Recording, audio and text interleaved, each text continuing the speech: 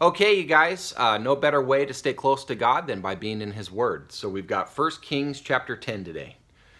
Now when the queen of Sheba heard about the fame of Solomon concerning the name of the Lord, she came to test him with difficult questions. So she came to Jerusalem with a very large retinue, which would have been a group of advisors, with camels carrying spices and very much gold and precious stones. When she came to Solomon, she spoke with him about all that was in her heart. Solomon answered all her questions. Nothing was hidden from the king which he did not explain to her. When the queen of Sheba perceived all the wisdom of Solomon, the house that he had built, the food of his table, the seating of his servants, the attendance of his waiters and their attire, his cupbearers, and his stairway by which he went up to the house of the Lord, there was no more spirit in her.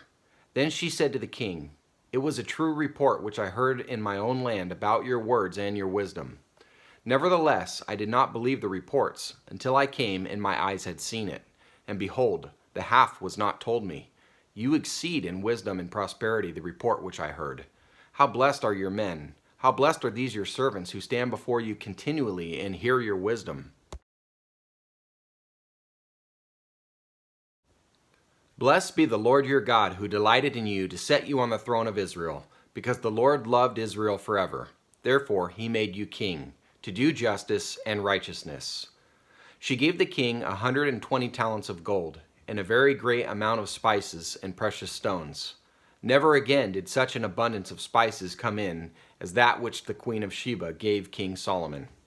Also the ships of Hiram, which brought gold from Ophir, brought in from Ophir a very great number of almug trees and precious stones.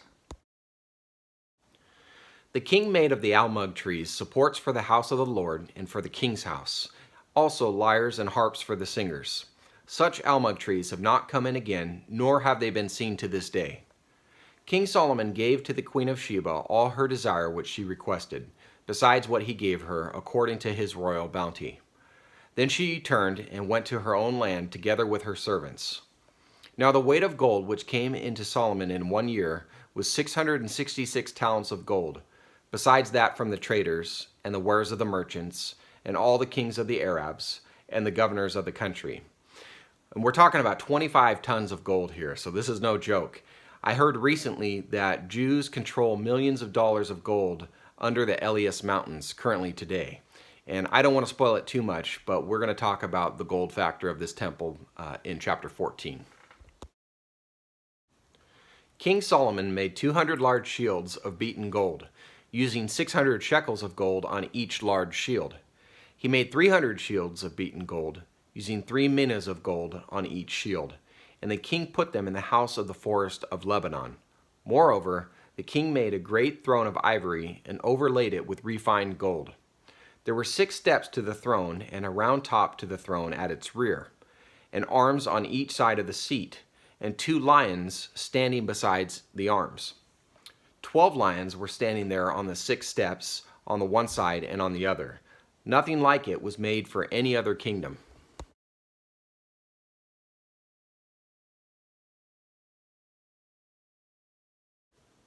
All King Solomon's drinking vessels were of gold, and all the vessels of the house of the forest of Lebanon were of pure gold. None was of silver. It was not considered valuable in the days of Solomon. For the king had at sea the ships of Tarshish with the ships of Hiram.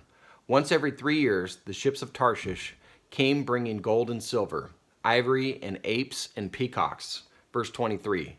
So King Solomon became greater than all the kings of the earth in riches and in wisdom.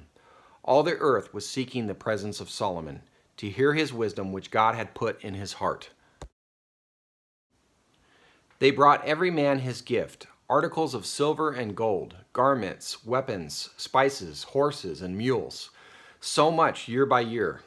Now Solomon gathered chariots and horsemen, and he had 1,400 chariots and 12,000 horsemen, and he stationed them in the chariot cities and with the king in Jerusalem. The king made silver as common as stones in Jerusalem, and he made cedars as plentiful as sycamore trees that are in the lowland.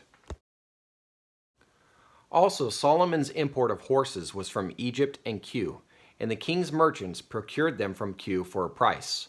A chariot was imported from Egypt for 600 shekels of silver, and a horse for 150. And by the same means they exported them to all the kings of the Hittites and to the kings of the Arameans. And what I take away from today's chapter is that true wisdom for rulers of God's people comes from God himself. And today we need to be praying for our ruler more than ever. The wisdom needed to take upon the evil schemes that surround this planet is definitely supernatural. And we need to be praying for our leader and asking God to provide wisdom to protect our people and all his people throughout the world. So God bless you. Thank you guys for being here. Take care.